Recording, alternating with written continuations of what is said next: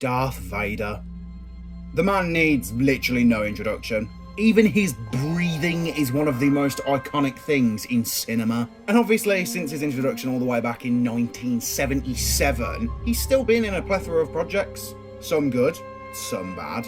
And yet, all of them are Vader, but in different ways. And throughout the character's history, he's had many different writers and actors playing him, all with their own ways of playing and writing the character. And despite my favourite version of the character being in the original trilogy, there's one scene in Star Wars that just trumps everything we saw in the original trilogy. Okay, maybe not this one. Jedi Fallen Order was a game that actually took me a whole year to get round to. In my opinion, the trailers and the demos were quite poor and they didn't grab my attention. Plus, I was on a sort of break from Star Wars at that time. I wasn't a fan of the sequel trilogy, and other than The Mandalorian, I just think everything they'd done had been quite dead. Plus, the game being strictly light side did not appeal to me whatsoever. Why would I play this boring-ass Uncharted knockoff as a Jedi when I could play Force Unleashed and throw TIE fighters at people? Oh, young me was stupid. However, a year later, my thoughts had changed. By this point, I was fully back into Star Wars, having fallen in love with the Old Republic era, and having already played KOTOR 1 and KOTOR 2, I needed a new game to play. So, I finally tried Fallen Order, and for the most part, I was pleased. And then Darth Vader shows up and gives us his coolest scene ever. Yes, even better than the hallway scene in Rogue One. Granted, I was already aware he was in the game, because for some reason a TV spot had him appear at the very end. What the fuck, marketing team? Like, you just didn't think to not have that. But nevertheless, I was absolutely captivated by Vader in this game, and it's for one reason and one reason alone.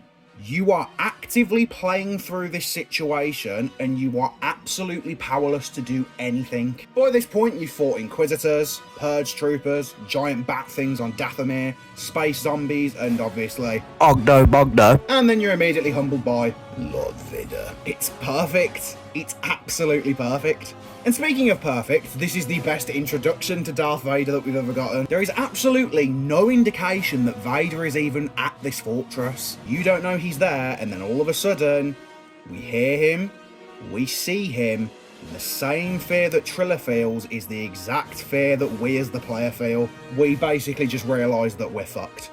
Also, side note, I absolutely love the fact that all Seer says in response to this is, it's him. That's all you need. It's him. The music is also a perfect mix of Anakin's dark deeds and the Imperial March. And then we hear this version of Darth Vader speak.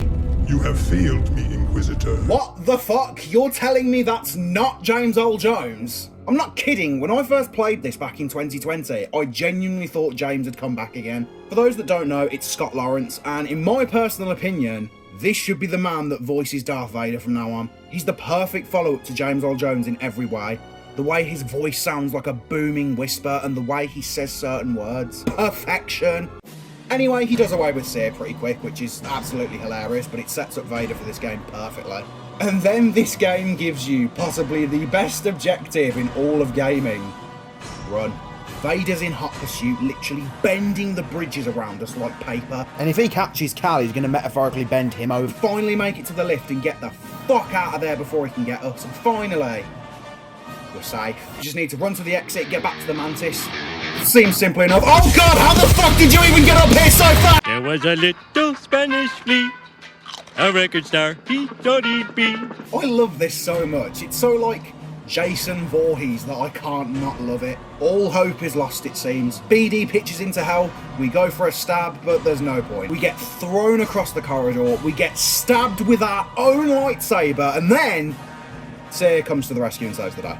But at the same time doesn't really do much because, Jesus Christ, it's Darth Vader. And after bitch slapping Seer down the hall, Vader does one of the things he's best at. Manipulation. Telling Seer that he can feel the dark side within her and that she'd have made a great Inquisitor. However, Cal is obviously able to snap her out of it with her throwing up a shield. And this motherfucker immediately starts trying to cut through it and nearly succeeds. However, Cal breaks the window and they escape. Do you think that bothers Vader? Nope, my guy's holding back the ocean like it's nothing. To me, this entire last scene is the best thing we've ever gotten with Vader.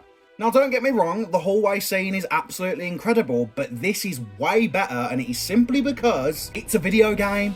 Not only are we playing through this moment ourselves, running away from Vader because we don't want to get our necks snapped, but we've spent hours with Cal and Seer at this point. We've bonded and attached to these characters, and Vader literally does away with Triller and Seer immediately before almost one-tapping you as well. The hallway scene, however, features a bunch of nameless soldiers you don't care about whatsoever.